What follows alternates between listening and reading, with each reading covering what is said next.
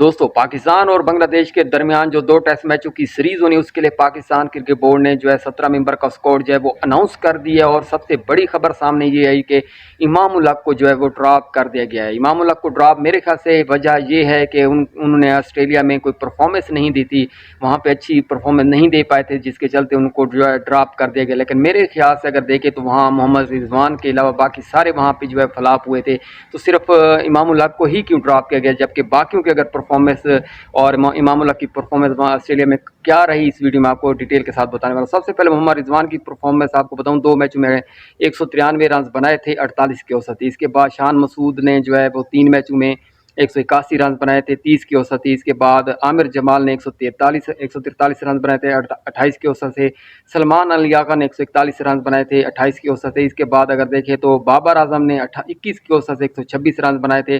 عبداللہ شفیق صرف اور صرف 110 رنز بنائے تھے 18 کی اوسط سے۔ امام الحق نے 23 کی اوسط سے 94 رنز بنائے تھے 2 میچوں میں۔ تو اب یہ دیکھیں کہ عبداللہ شفیق نے 18 کی اوسط سے، امام الحق نے 23 کی، لیکن عبداللہ شفیق کو سلیکٹ کیا گیا ہے لیکن امام الحق کو ڈراپ کر دیا گیا۔ اس کے بعد سعود شکیل کی اگر اوسط دیکھیں تو 15 کی ہے، 3 میچوں میں 92 رنز بنائے تھے۔ جو ہے سعود شکیل ان کو وائس کپتان بنا دیا گیا، جبکہ امام الحق ڈراپ ہیں۔ اس کے علاوہ اگر دیکھیں تو سیم ایوب 1 میچ کھیلا تھا 16 کی اوسط سے 33 رنز بنائے تھے۔ اگر ڈراپ بنتے ہیں تو پھر جو ہے سیم ایوب بھی ڈراپ بنتے ہیں، سعود شکیل بھی ڈراپ بنتے ہیں، اس کے بعد عبداللہ شفیق بھی ڈراپ بنتے ہیں۔ ان تینوں کی بھی پرفارمنس کوئی اچھی نہیں تھی، لیکن صرف اور صرف ڈراپ کیا گیا ہے تو وہ امام الحق کو کیا گیا۔ امام الحق کی اگر پرفارمنس کی بات کریں تو وہاں پہ 2 میچ کھیلے تھے 94 رنز بنائے تھے، 23 کی اوسط تھی، اور اسی وجہ سے میرے خیال سے ڈراپ کیا گیا۔ لیکن ڈراپ تو ساری بنتے محمد رضوان کے علاوہ شان مسعود کی جو ہے وہ 30 کی اوسط ہے، 28 کی عامر جمال کی تھی۔